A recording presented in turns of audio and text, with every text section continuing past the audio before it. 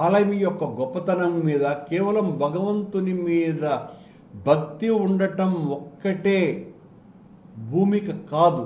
కారం రంగు రుచితో ఉంటుంది. ఆచి మిరపపొడి అదరగొట్టే కారం రంగు రుచి. నిర్వహణ, సామాజిక బాధ్యత, ఆలయం పట్ల చిత్తశుద్ధి, ఆలయ చరిత్ర, సాంప్రదాయాల పట్ల గౌరవము, సాంప్రదాయాలంటే ఏంటో తెలుసుకోవటము, ఇవన్నీ కూడా ఏమీ లేనటువంటి వ్యక్తులకు బాధ్యతలు అప్పగిస్తే అది ఈవో కావచ్చును. ఇంకా అడిషనల్ ఈవోల గురించి చెప్పాల్సిన పనే లేదు.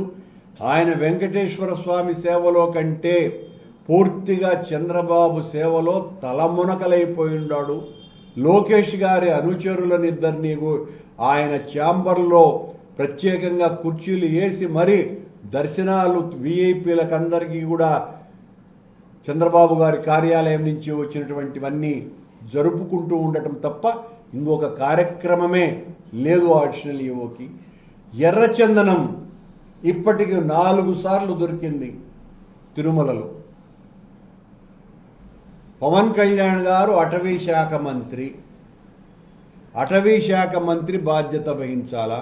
సనాతన ధర్మాన్ని పరిరక్షించడానికే ఒక వీరతాడు వేసుకున్నటువంటి పవన్ కళ్యాణ్ గారు అటవీ శాఖ మంత్రిగా, ఒకవైపున సనాతన ధర్మ పరిరక్షకుడుగా, మరోవైపున అటవీ శాఖ మంత్రిగా తిరుమలలోనే 4 సార్లు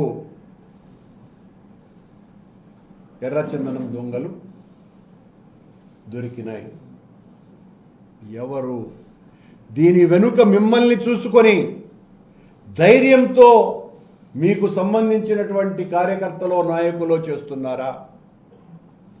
మీరేమో చాలా ఆవేశంగా మొన్న జరిగిన వైకుంఠ ఏకాదశి దుర్ఘటనకు సంబంధించి ఆ 6 మంది చనిపోతే వాళ్ళ బంధువులు ఆనందపడిపోయి వెంకటేశ్వర స్వామి తీసుకుపోయినాడు అని ఆయన ప్రకటన ఇవ్వటం ఎంత దారుణమండి! ఎంత ఘోరమైనటువంటి విషయం ఇది! ఈ రకమైనటువంటి ప్రకటనలు ఇచ్చి మభ్య పెడతారా? మోసం చేస్తారా? ఇలాంటి వరుస సంఘటనలు, నెయ్యిలో కొవ్వు కలిపినాము అనని మా మీద ప్రచారం, ఆ తర్వాత మేము ఎప్పుడైతే వాస్తవాన్ని మొత్తం ప్రజలకందరికీ తెలియజేసినామో ఆ తర్వాత సద్దు కాకుండా పోయింది. సిట్టు వాళ్ళు వచ్చినారు కదా, ఇప్పటి వరకు ఏం తెలిసినారో నిగ్గు బయటికి రావాలి కదా, ఏం లేదు.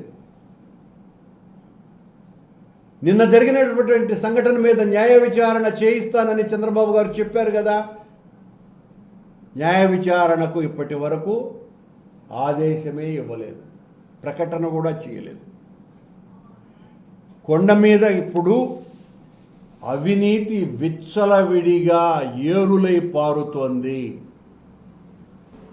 మద్యము, మాంసాలు కొండ మీదకి నిరంతరాయంగా తిరగటం. నిన్ననే బిర్యానీ తింటూ పైకి ఎలా పోయిందో కూడా పర్యవేక్షణ చేయనటువంటి అధికారుల అలసత్వంతో రాజ్యమేలుతోంది తిరుమల ఆలయం. మధ్యలో 3-4 సార్లు మద్యం బాటిళ్లు పట్టుకున్నట్టు కూడా పత్రికల్లో వచ్చింది. తెలుగుదేశం పార్టీ నాయకులు, జనసేన సంబంధించినటువంటి నాయకులు, బీజేపీకి సంబంధించినటువంటి వాళ్ళు టిక్కెట్లు అమ్ముకుంటూ సంపదను సృష్టిస్తున్నారు. చంద్రబాబు గారు చెప్పేటువంటి సంపదను ఆ రకంగా సృష్టించుకుంటున్నారు. ఇది కొండ మీద జరుగుతున్నటువంటి ఘోరం. అనుకూల మీడియాలో అక్షరమాయతో అధికారం దక్కించుకోవచ్చు, అబద్ధాలు ప్రచారం చేయవచ్చు, కానీ ఆ విష్ణుమాయ ముందు ఈ చంద్రమాయ భస్మం కాక తప్పదు.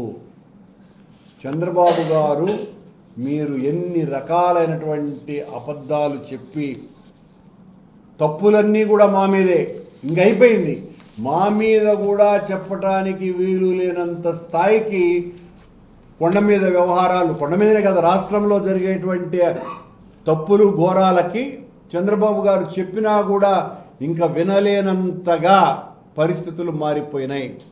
కారం రంగు రుచితో ఉంటుంది. ఆచి మిరపపొడి అదరగొట్టే కారం రంగు రుచి.